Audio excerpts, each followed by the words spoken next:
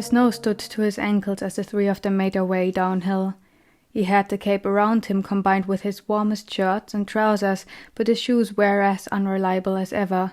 Dew assumed them to be pitch black by the time they returned, but there were things he cared for more. Over and over again he threw a glance to his right to catch a glimpse of her walking beside him. The deep red coat contrasted the bright snow. When she had first shown it to him this morning, he had thought it was a dress, not noticing how the edges crossed each other and were held together by a belt. She wore the new headwear as well. The loops fitted perfectly around her horns, and the rest of the scarf had been laid across her head to cover her upper skull, ears, and underside of her chin. Her wings were hidden underneath the black cape, as well as the she thought only he and the third person knew of. Avery walked as straight and lively as if she hadn't been stabbed 5 days ago. Not only Dew tended to look in her direction. Alba, now in clothes which looked common but sufficiently warm, was practically glued to her side. Her nose had already gone red and her step was tired.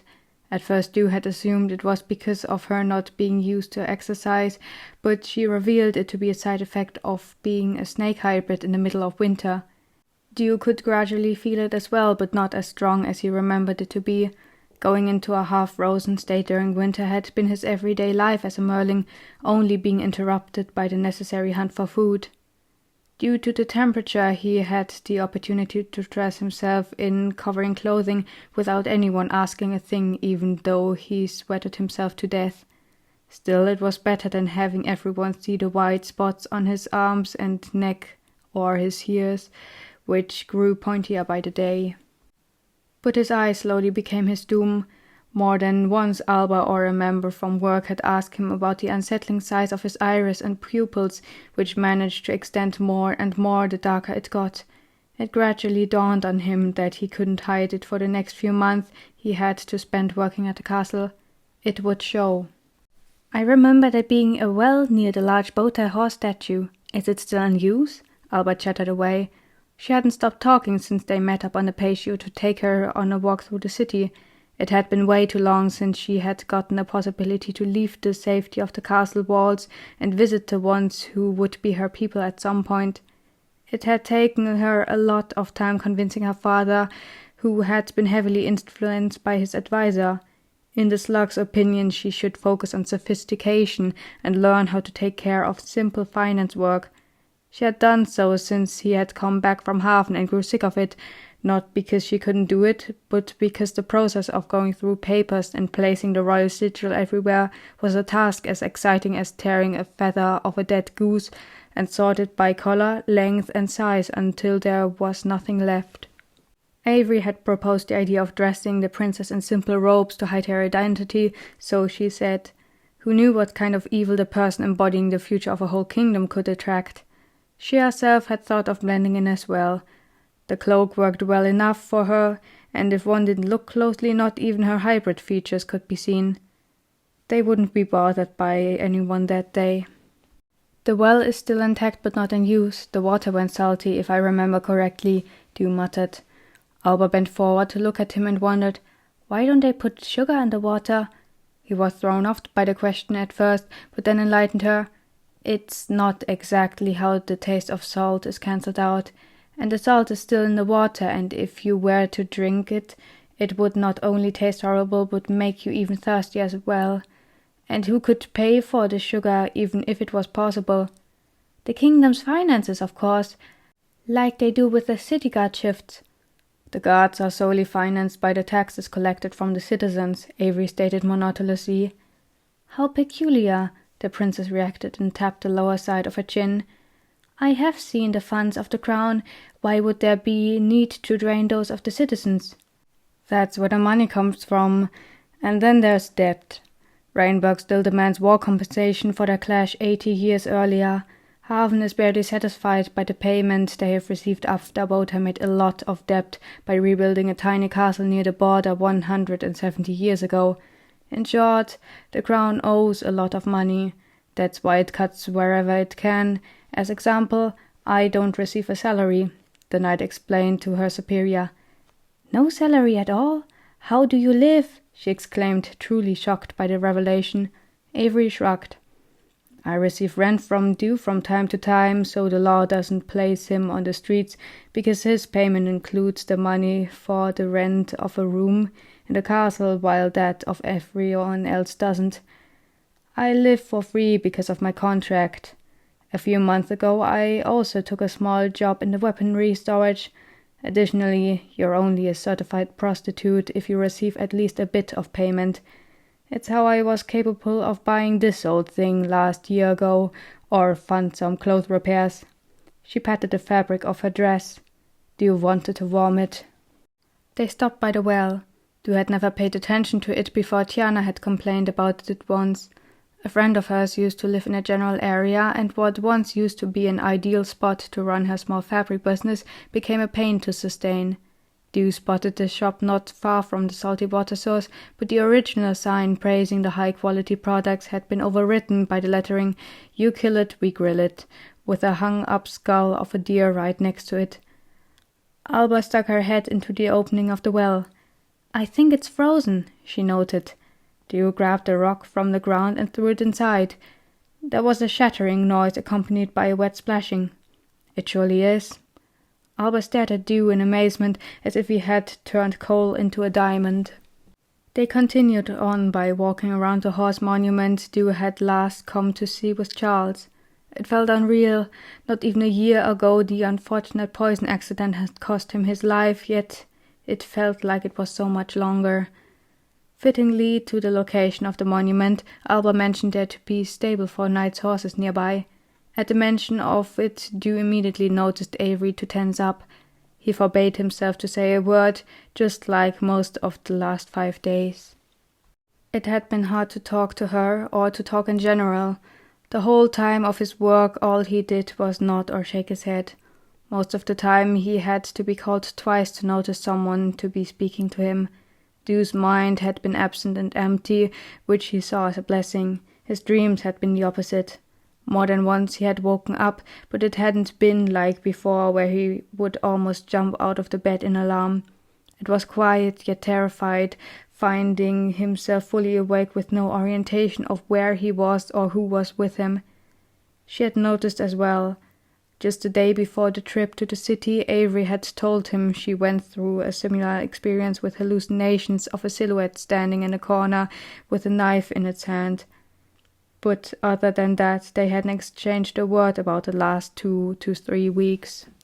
It was as if they had been nothing but a bad dream, surreal but lurking over one's head like an intangible cloud of discomfort. At least she hadn't said a word as he spent the nights where he belonged. Even though she could have told him to leave during his free time he spent in the room, she never did, so they had spent the hours in mostly silence. She never had something to say because she didn't leave the room. He never had something to say because he never did something new. Him accompanying Alba and her bodyguard had been a pure coincidence. Dew had met them as they were marching across the patio, when he had planned on going towards the opposite part of the castle to explore. Alba had insisted on him coming with them, while the other had stayed completely neutral. And now they were on their way to see some horses. The building stood out by nothing more than its smell and the hay barrels next to its brick wall. Most houses near the edge of the city gradually lost its pure color and elegant wooden detailing and looked exactly like this. Blank, with a wild roof consisting of millions of tiny sticks flocked together to keep out most of the outside temperature and rain. Once again, Dew felt grateful for his own apartment, because he knew from past experiences during their time of travel how uncomfortable houses with this style and lack of care by the owners could be during storms. But for horses, who weren't as petite as humans, it was enough. Alba immediately made her way towards the entrance, where the huffing and rustling of the 4-legged creatures could be heard. In the doorframe she turned around and asked, "Are you coming?" Dew, who had unconsciously stood still next to Avery, looked at her hardened-faced. She pressed a response through her teeth. "I'll guard the entrance. Dew can—" "So you are scared of horses?" he bursted out, and her dull eyes immediately darted towards him, carrying a mixture of anger and embarrassment. How can someone like you, a tall dragon hybrid and a royal knight, be afraid of creatures this friendly? Alba wanted to know, surprised by the revelation. Friendly, you say? I've seen a boy being kicked to death who had tried to clean its hooves. Not to mention that I would have ended up heavily injured if it wasn't for my general pulling me out of the creature's way. It broke my foot during the 6th week, and my shoulder not even a month later, Avery commented, barely being able to hold back her dislike towards the tall animals. The princess turned her head towards the white horse, which was looking at her with its big black eyes. Then she looked back. But you must be stronger now. Why still fear something inferior to you? You could potentially beat it. Because those things are heavy and… Are you suggesting I fight a whole damn horse? Besides, I fear the dark just as much and more, even though there is no specific reason to do so anymore. I know of you that you do too, even without connecting certain events with the loss of orientation due to vision. Why do you question my reasoning? Alba's eyes grew bigger than before. You fear the dark? Dew stepped forward and followed the princess inside while uttering, Let's keep going, Your Highness. As soon as he entered the building he felt unsafe. There was a suffocating weight pressing down on his head and chest, which he couldn't explain, but its effects were anxiously observing the surroundings and digging his fingers into the cape to pull it tighter. The girl noticed nothing of it. She strolled through the slim corridor next to the boxes where long faces peeked out and sniffed at the guests with high interest. She walked with care, avoiding piles of suspicious hay and obvious left-behinds of the stable's inhabitants. Without batting an eye, her chubby hand reached out to stroke over a black horse's nostrils. She went on, and so did he, unable to shake off the feeling of danger creeping through his guts. But Avery was guarding outside. No one else could get him here, not during the daylight in a populated area. A warm breath hit Dew's neck while he felt a slight touch to his shoulder. His heart stopped. Instinctively he slammed himself into the opposite direction with his back on the wall and arms held protectively before his chest, his eyes wide open and expecting to see the man's face before him. But it wasn't there. The black horse, which had elongated its neck to reach him, was looking offended. Dew didn't know how, but it did. He huffed, his heart continuing to pump blood through his veins. What is it? Are you frightened of horses as well? Dew heard Alba from before him. No, he shook his head. I thought there was someone, but there wasn't. She nodded, but obviously didn't understand, and hopefully she never would. There was no doubt Avery immediately noticed his distress, yet she kept quiet as they took a different path leading along the inner side of the city wall on their way back. She didn't have to say anything. Her presence alone was enough to give Dew a faint feeling of safety, as did the few people who were busy in the area. Her shielding wing over his back did the rest. Here and there he could spot new wanted posters. Whenever Alba was ahead, Avery would sneak off to the side and swiftly have 2 posters, which always appeared as a duo, vanish in a pocket she must have handmade into her coat. The new poster she left as it was. The accuracy of it would have scared Dew if he didn't know that it was Avery who had drawn the first draft of the Boer hybrid's image. Dew was certain the people of the city would have noticed the man if he were to appear somewhere. The legs were hard to overlook, and so was every other feature. Aaron really had taken the extra step to get all the posters hung up in such a short amount of time. The duo's sightings have increased together with their posters, Avery mentioned and reached out for the next paper. Luckily the ones hung up here don't have a legal sigil on them, so the 2 should be safe in this area, but I worry about the reaction of the nobility who the sigil actually belongs to. There have been several papers coming in regularly since the last few weeks, and sightings of messengers, especially from the west, have increased. I wouldn't be surprised if the passive stance of His Majesty will trigger a civil war over the next 3 months. What would their goal even be? Force the bastard to capture 2 troublesome hybrid people? Dew scoffed, but not without Alba overhearing it. She replied instead of her guard. They would most likely try to replace him if he continues on so passively.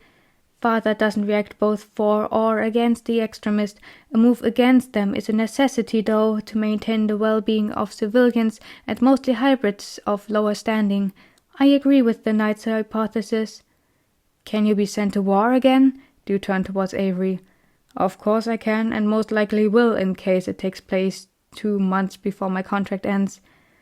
The troops are scarce in case the whole extremist West decides to work together, and the army needs every man they could get. And woman, Alba added. And woman, Avery agreed, but it was obvious she wasn't thinking of herself. It was Sue. Where did the canvas go? Dew wondered the moment they stepped into the drawing room. The spot where the depiction of Alba and her mother used to stand was scarcely empty. The little man finished it up a few days ago. Exciting, isn't it? A shame you were too busy to see it when it was close to being done. Oh, that reminds me. What kept you from visiting? Your wife wouldn't go into detail. Alba responded, unknowingly sending shivers over his skin. A cold. The law would have prohibited him to be in the presence of the royal family if they knew, but it was important to him to do the small service of, well, serving you, Avery answered for him, as he was unable to reply after a few seconds. Oh, was it that bad? I just needed some time to sleep. Dew joined in at the lie and threw Avery a glance which was supposed to symbolize thankfulness. And what's with the portrait now? He quickly changed the topic. She smiled like the sun as she revealed, It will be hung up behind the curtain of my bed. Whenever I want to see it, I can brush the curtain to the side, and my father will never know. Speaking of your father, Avery began while she turned towards the door, and then to Dew. You have to leave. The spirit of Ophelia already scurried away. What? He replied monotonously. She seems to have a sense for his presence. You should really leave. The princess agreed and rocked forth and back on her heels. He frowned, overwhelmed by the sudden urgency, and stared at Avery. I just told you to go. What are you waiting for? Avery repeated while her voice grew sharper. But what's... He couldn't finish his sentence because of a soft knocking at the door. She immediately stiffened and grabbed him by the arm. Before he could react, he found himself in an enclosed room where everything was dark and heard the clicking of a key in a lock.